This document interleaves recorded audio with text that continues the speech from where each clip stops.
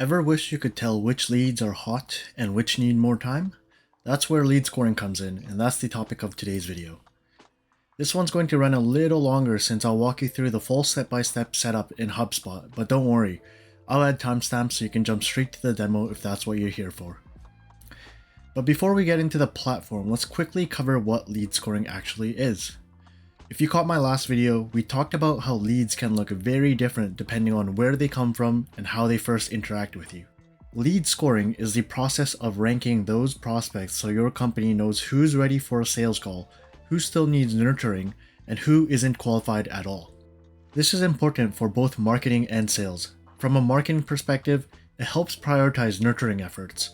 Lower scoring prospects may need more education of top of funnel content, while higher scoring ones can be moved toward middle of funnel material.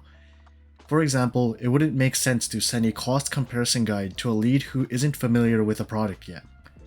And from a sales perspective, it highlights who's most ready to buy, so the highest scores get contacted first and conversion chances go up. Now technically, you could do lead scoring with pen and paper or even a formulated spreadsheet.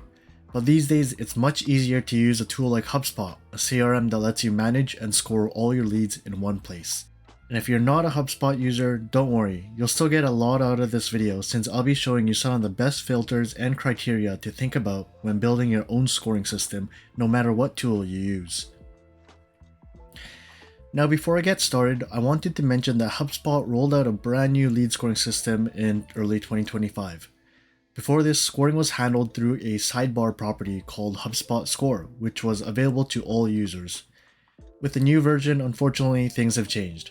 The upgraded tool is now only included in Marketing Hub Professional and Sales Hub Professional plans or higher. And if you want predictive lead scoring, the AI-powered version, that's locked to enterprise plans only. On top of that, HubSpot announced that the old legacy property scoring system will stop updating after August 31st, 2025, so if you haven't migrated yet and you're on a pro or enterprise plan, make sure to do that soon. And if the higher tier plans are outside of your budget, it might be worth exploring alternative solutions before the legacy system stops working. Now if you were able to use the old property-based scoring, here are the 3 biggest changes in the new system. The first is their 2-score model. Instead of everything being lumped into one score, you now get separate scores for fit and engagement. More on that in a bit. The second one is the ability to create a score decay system so you can set attributes to lose value over time. That way newer activity and fresher leads get prioritized over older inactive ones. And the third change is just mostly visual improvements, with a new interface grouping similar filters into buckets and using color-coded labels and thresholds to clearly mark high, medium, and low scores.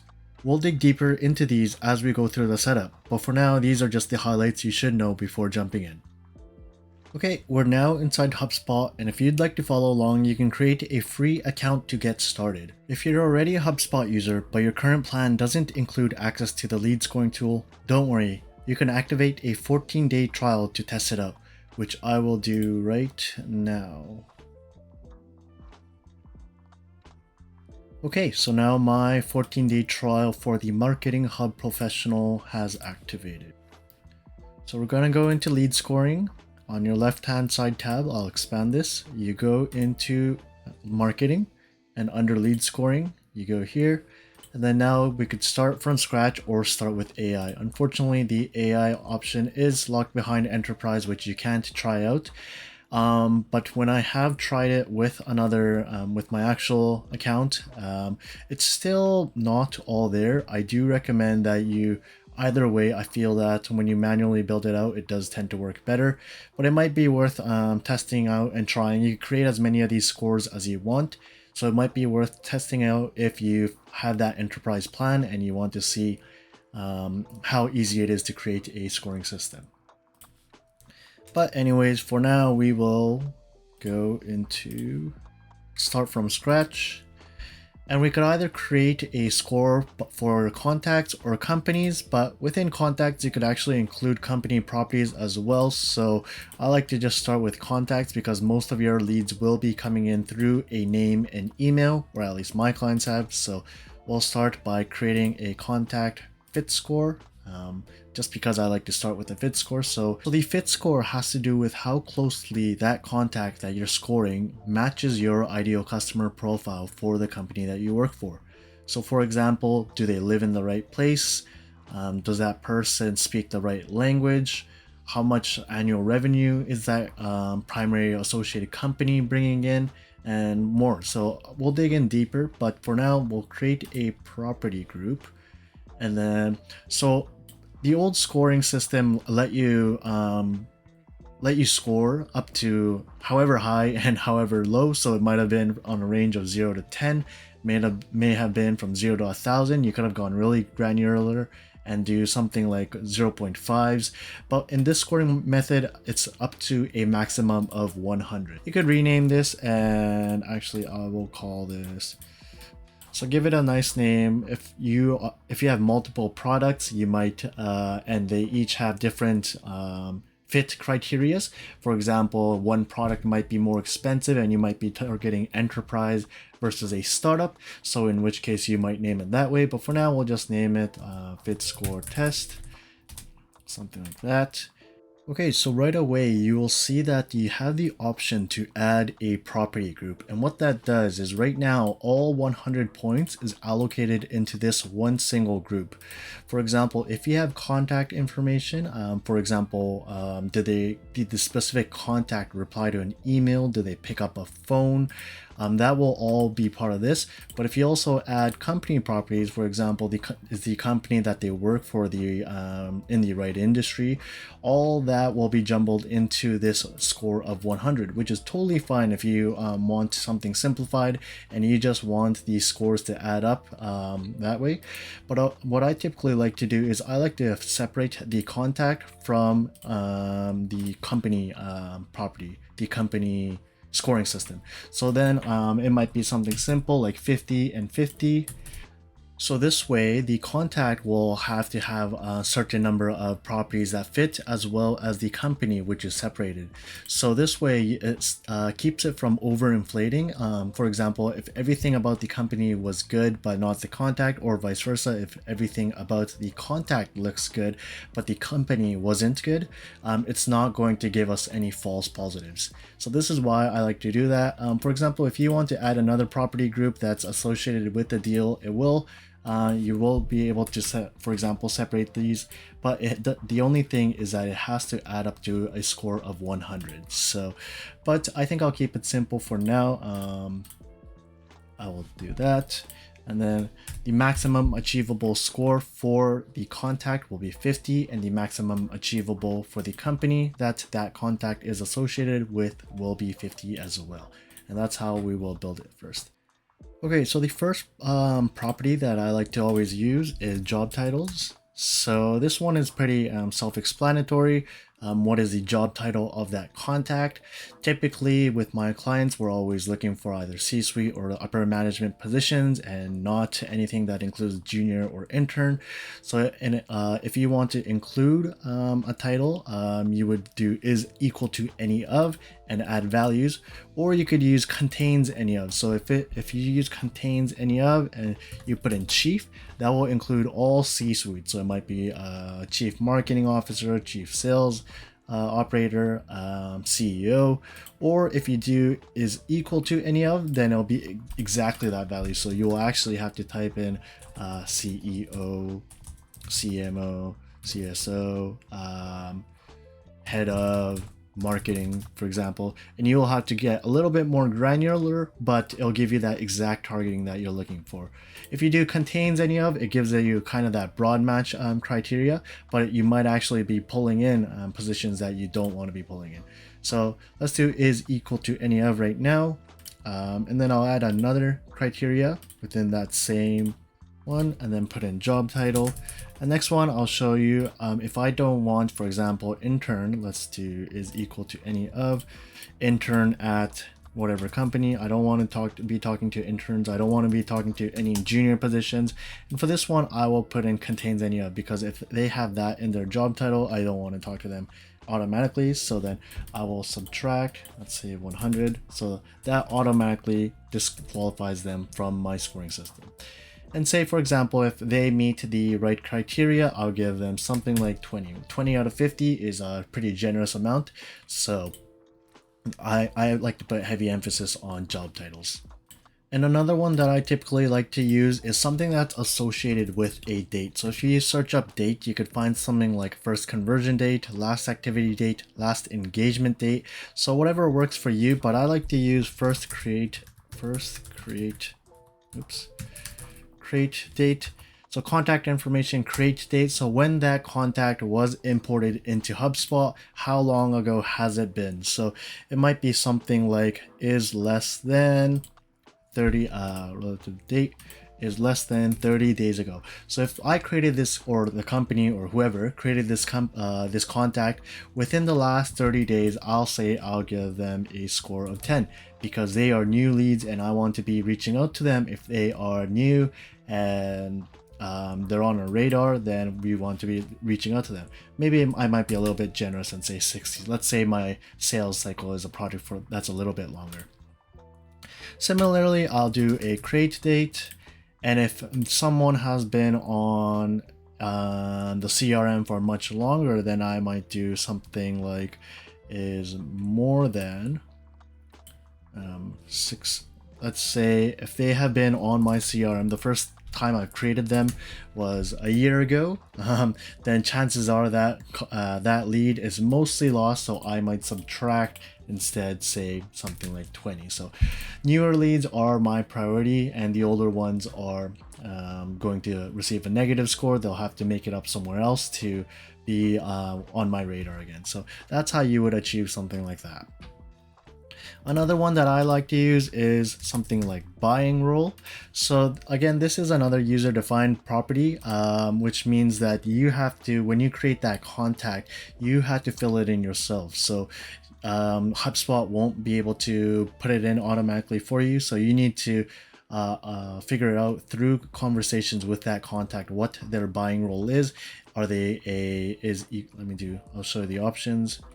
Is equal to all of, equal to any of,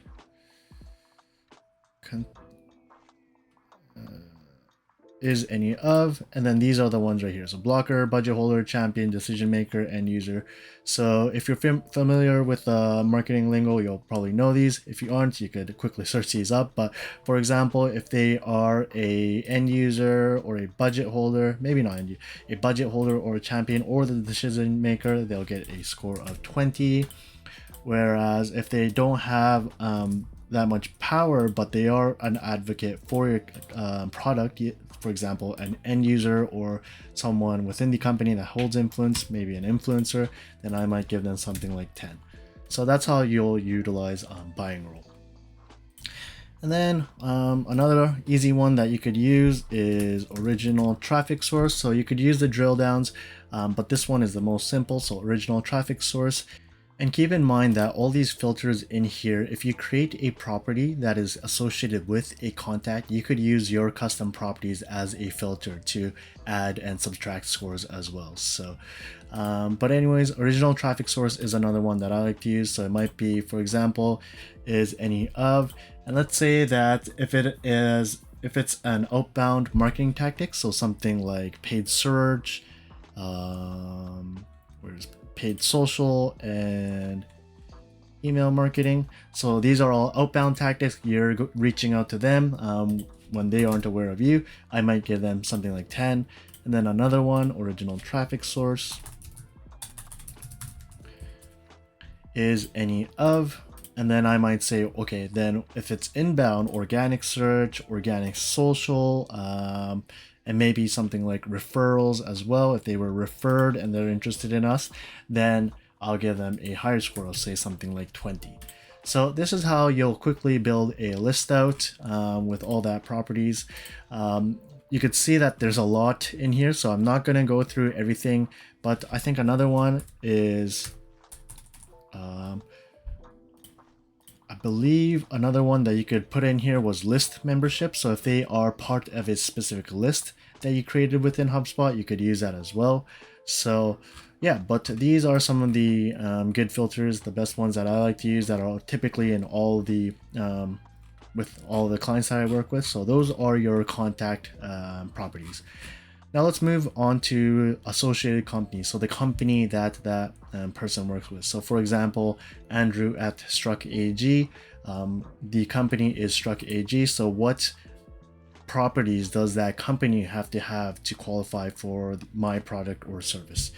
And for that one, I like to use something like maybe number of employees that company has. So for example, if they have less than 5 employees, then I don't want to be talking to them, because typically my product is going to be for companies that have more than, I don't know, more than 5 employees. So I will subtract, let's say maybe I'll disqualify them immediately. So subtract 100. So I don't want to be seeing these people.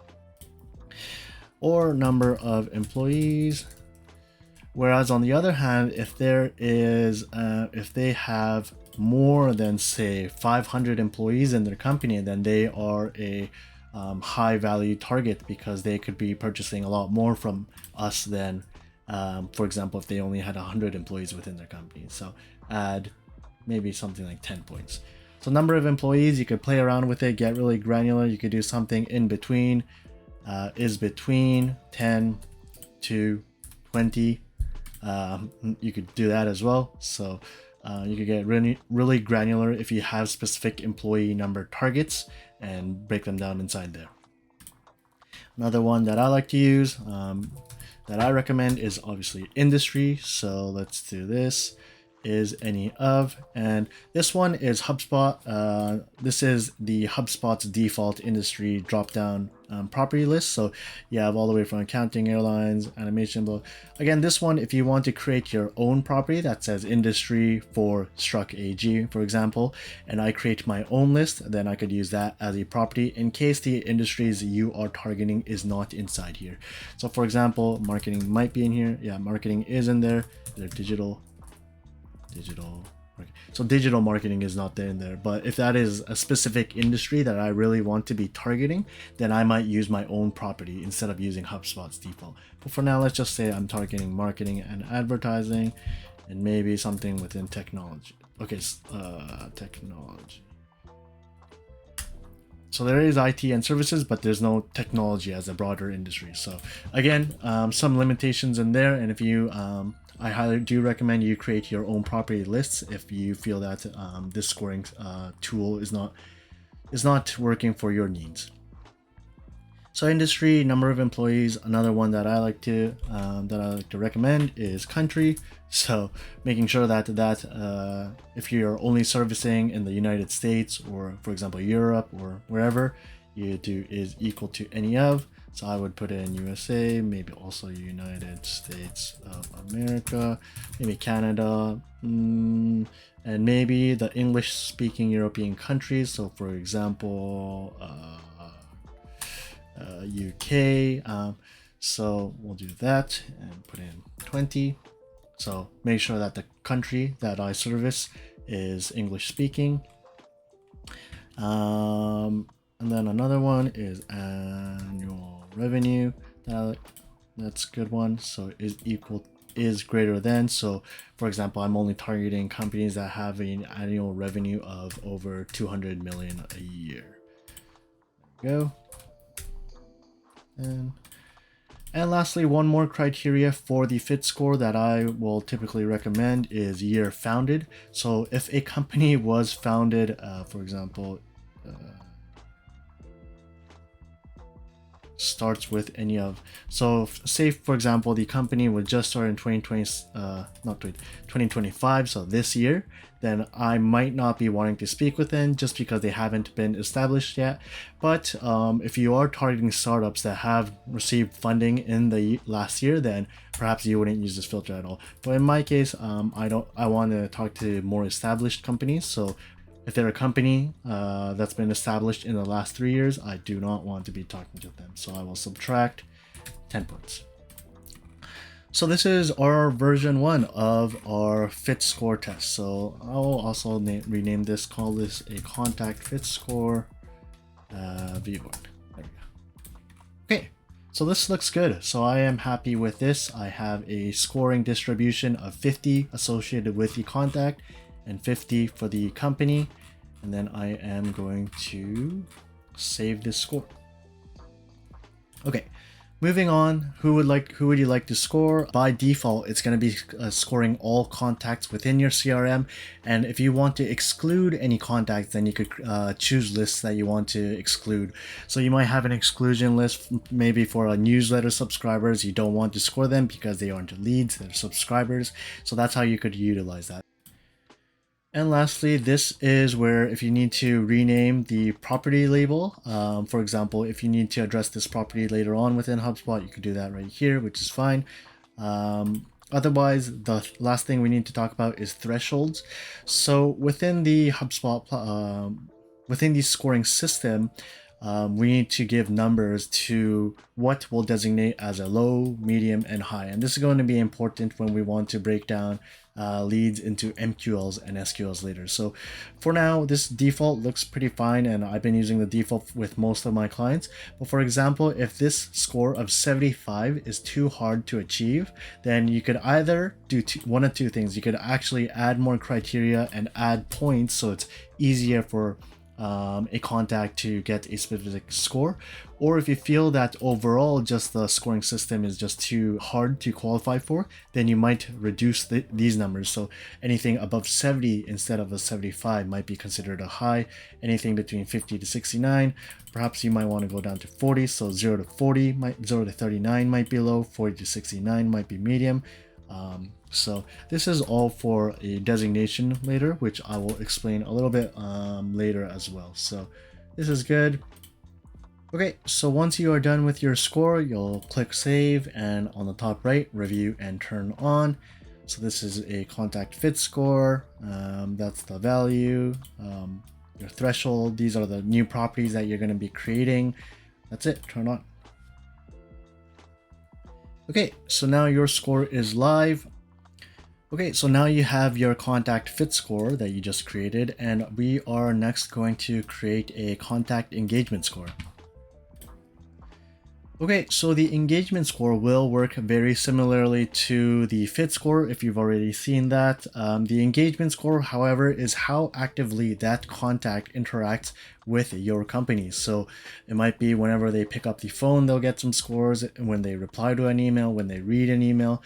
So we'll start by creating an event group. So when you get into here, again, you'll see that you're able to separate the scoring groups. So similar to how we did with the fit score, if you want any of these property groups to have their own weighted system within the scoring system, you could do that. Again, separate them into a 50-50 or whatever distribution. But in the case of engagement, I feel that everything could be within one. So we'll start right away. The first one that I always recommend is a form fill. So if you have any forms built on HubSpot, you could use those as a trigger so that anytime a certain form is filled out, you can give them a score. So perhaps something like you have something in there that's like contact us or book a demo or downloaded a gated content piece, then you might give them a score. So let's do form submissions main. This is the one that was in there by default, but I'll give it a score of 20. So if it's a book a demo, then it's highly valuable. So I might give them a score of say 50 maybe, or 40,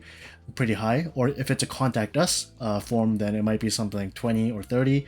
And if it's a gated content piece download, then I might give them a score of 10.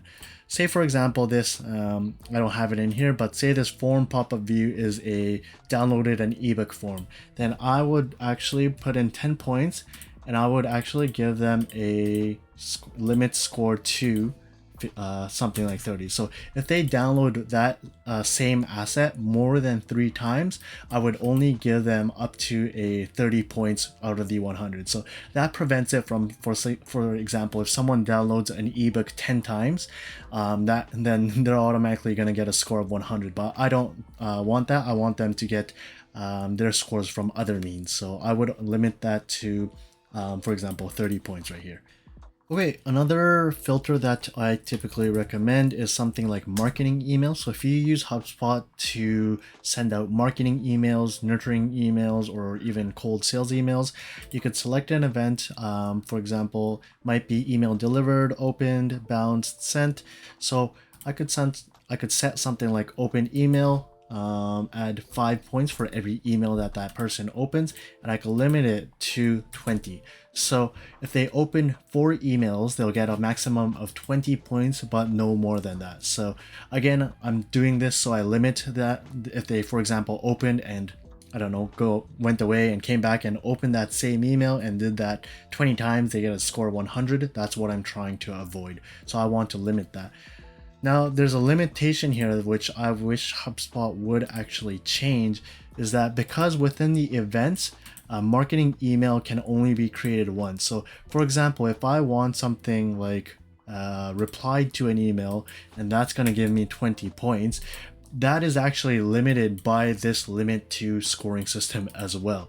So unfortunately, I would actually want to create something like reply to an email on a separate filtering system.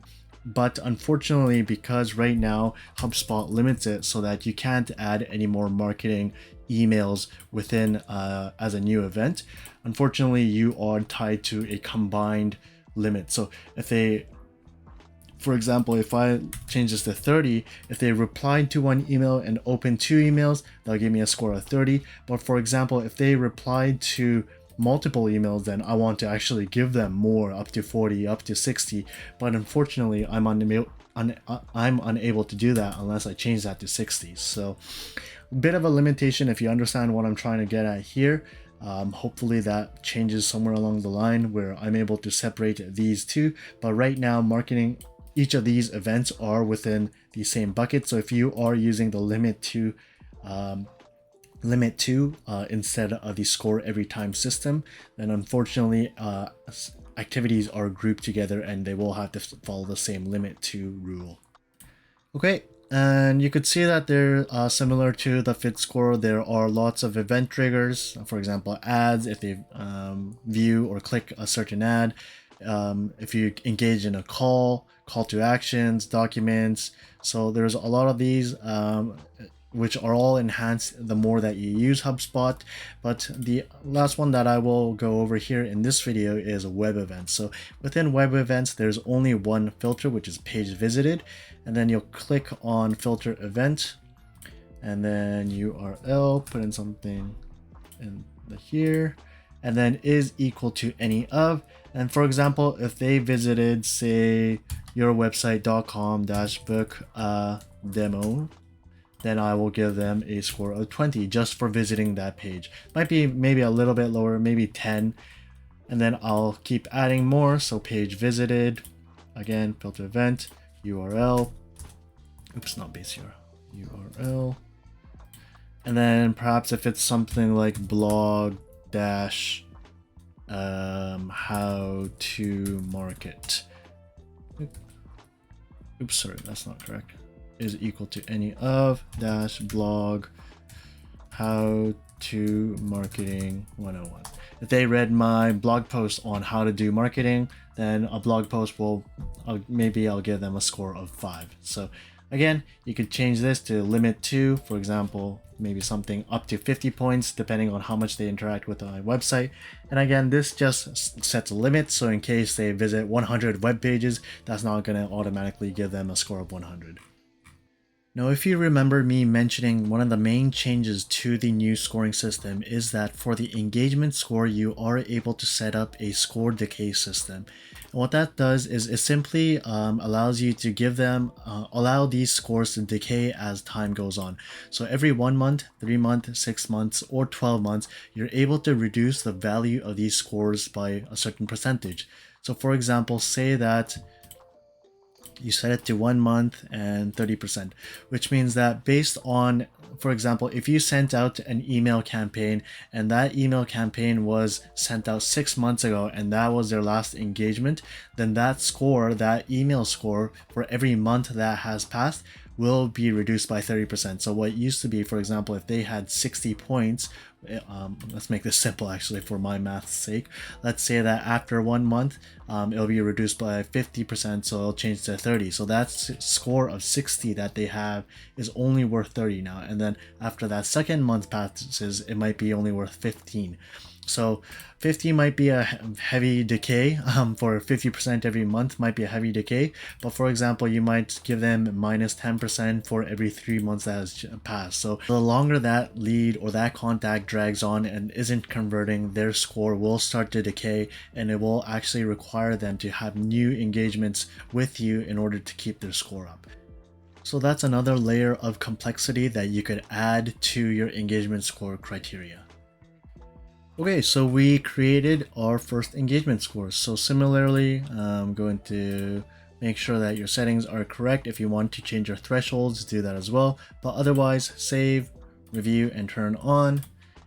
And now you have your first engagement score set up. So I didn't change the name, but it should be specific to your product or your goals or something along those lines. I would have named it something like contact engagement score for X product. But anyways, now you have a contact score and a fit score. So the first question is probably going to be, how do I use this? So let's go into my contacts, CRM contacts. Now we have Brian and Maria in here. These are your defaults, which is fine. So for example, perhaps when I go into my CRM and I look at my contacts, I want to be able to see right away where they are within the lead scoring system. So I will search.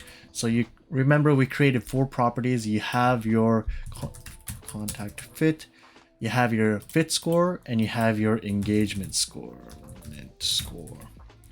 These are the 4 properties you created. So I will show you what they look like. There we go.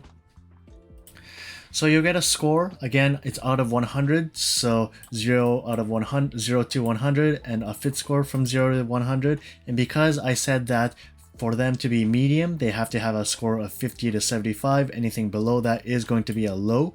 So now you do see that engagement score is given a 0, which means that they are showing as low, which is correct. So if you just want to see the label, or if you just want to see the number, then you could remove any of these. But for example, I only want to see the label, the nice visual label here. So now that I do see that for both engagement and fit score, Brian and Maria doesn't qualify as doesn't qualify for my product or service at this specific time. Okay, so how else can we use the lead scoring tool? So let's say that, for example, I want to test Brian and find out why he's not qualifying as either a medium or a high within the fit score. So let's go back into the lead scoring tool. So this is my fit score. And if you actually go into actions on your top right and click test a contact, you could put in Brian's name. So I only have 2 in here, which makes it easy. Brian, and then I could see which criteria that he meets that gave him the score of 10 out of 100. So he doesn't have the correct job title that I'm targeting, but he was a contact that was created within the last 60 days. So that's where he got that score. Unfortunately, he doesn't have the correct buying role because I didn't set that for him. He doesn't have the original traffic source that I'm looking for. So that's why he has a score of 10. So again, another way that you're able to use this lead scoring tool. Now, it might be worth mentioning at this point, something that has changed within HubSpot as of late is that they are no longer using HubSpot Insights as much anymore to pre-populate a lot of this information. So what HubSpot Insights was they had stored data based on email. So if you put in their email and their name, HubSpot was actually pull from their database and figure out a lot of information, like the company's annual revenue, who Brian was within the company. This contact was already in here, so you'll see that, but a lot of that was pre-populated, and that was actually pretty useful for lead scoring as well.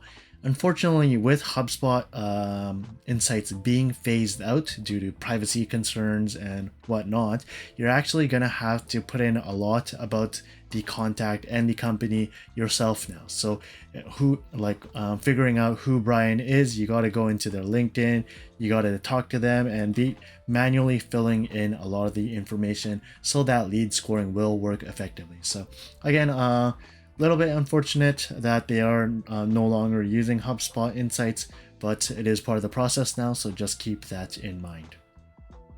Alright, that's the walkthrough on the HubSpot platform. Hopefully you picked up some useful tips, and if you followed along, you should now have some hands-on experience building your first scoring system. I only touched on a few filters today, so to really master it, take the time to explore all the available options and experiment with different rules to see what works best for your business. Before ending this video, I wanted to lastly go over the 2 scoring method and how that all fits in, because that wasn't there before. So this is taken off of HubSpot's website, but if you put them on a grid like this, on the y-axis is your level of fit, so your fit score, and on your x-axis is the level of engagement. So you go from low, which is 3, 2, 1, so low, medium, high on the level of engagement, and low, medium, high on the level of fit.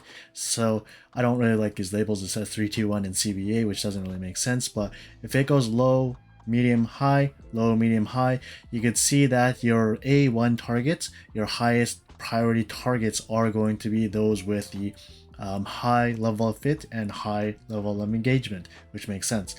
If it's a low level of engagement and low level of fit, if they score low on both criterias or scores, then they are your least prioritized leads.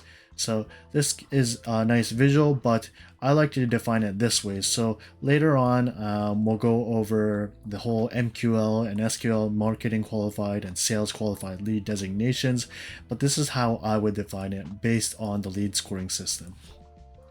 So similarly to this A1, if a lead has a high fit and high engagement score, I say that they are an SQL and that they are ready for a demo, and they should be transferred to a sales, and the sales team should be picking up their phone and reaching out to these leads right away.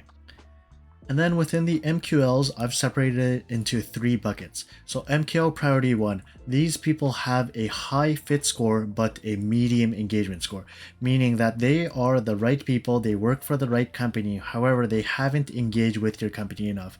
Now these people they're kind of bordering on that SQL level. So for example, if the sales team doesn't have enough SQLs to handle right now, they don't have enough leads coming into them, then this MQL priority 1 might be first up within the ladder of things to be moved up to an SQL designation for your sales team to check in with.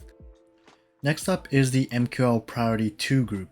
So these are the people that qualify as a medium fit and high engagement, meaning that something within their contact or company profile shows that they don't have what it takes to be a high fit, but they do have a high engagement, meaning that they have perhaps visited a lot of your web pages, downloaded many ebooks, and they might have even responded back to you.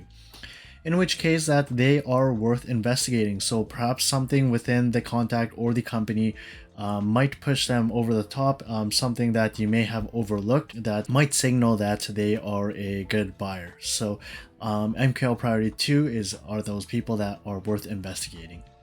And then you have your MQL priority 3. They're not exactly the best fit, nor have they engaged with you the most, but they are worth nurturing. So MQL, they are a marketing qualified lead, which means that you should keep nurturing them, and over time they might engage with you more, or their fit score might increase when you add new filters or find out more information about them.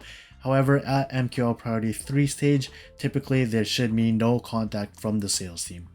And when we combine all these scores together, we could create automated workflows to notify sales and BDRs so that they'll get an email notification every time a contact score updates and crosses a lead threshold. So if a contact moves from MQL priority 3 over into 2 to 1 and then becomes an SQL, a sales team can be notified automatically, so no one has to be keeping track of these movements every minute of the day.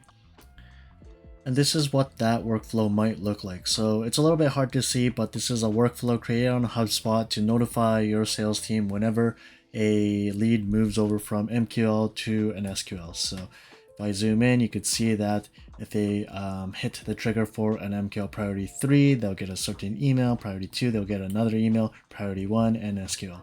So this all becomes within the realm of possibilities once you set up that lead scoring.